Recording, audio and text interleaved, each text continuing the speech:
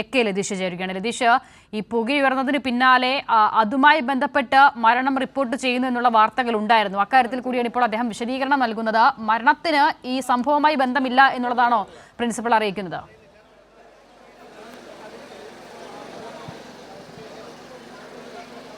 അസിത, medical college principal KG Sajith കുമാറാണ് മാധ്യമങ്ങളെ കണ്ടത്.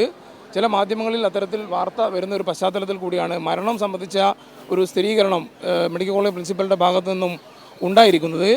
ഈ പുക ഉയർന്നതുമായി ബന്ധപ്പെട്ടുള്ള മരണം സംഭവിച്ചിട്ടില്ല. ഒരാൾ 5 മരണം ഇതുമായി ബന്ധപ്പെട്ട് ഇന്ന് വൈകിട്ട് 5 മരണം കോഴിക്കോട് മെഡിക്കൽ കോളേജിൽ ഉണ്ടായിട്ടുണ്ട്. അതിൽ ഒരാൾ മരിച്ച ശേഷം ഇവിടെ എത്തിയ മൃതദേഹം ആണ് ഒരാളുടേത് ഇവിടെ എത്തിയത്. മറ്റ് 2 രോഗികൾ അതീവ ഗുരുതരാവസ്ഥയിൽ ചികിത്സയിൽ കഴിഞ്ഞവരായിരുന്നു.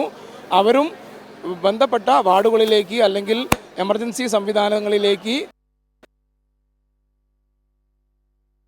ഷിഫ്റ്റ് ചെയ്യുന്നതുമായി ബന്ധപ്പെട്ട് മരണം ഉണ്ടായിട്ടില്ല എന്ന് തന്നെയാണ് ഡോക്ടർ സജിത് കുമാർ ഇപ്പോൾ വ്യക്തമാക്കിയിരിക്കുന്നത്.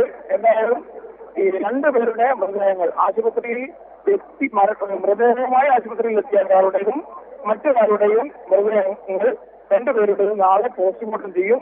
മറ്റ് 3 പേരുടെ ബന്ധുക്കളുമായി സംസാരിച്ച് ആവശ്യമായ ക്രമീകരണം അതുമായി ബന്ധപ്പെട്ട് ഒരുക്കും എന്നുമാണ് ഇപ്പോൾ ഡോക്ടർ സജിത് കുമാർ വ്യക്തമാക്കിയിരിക്കുന്നത്. അസിത. ശരി, AK ലതീഷാണ് വിവരങ്ങൾ നൽകിയത്.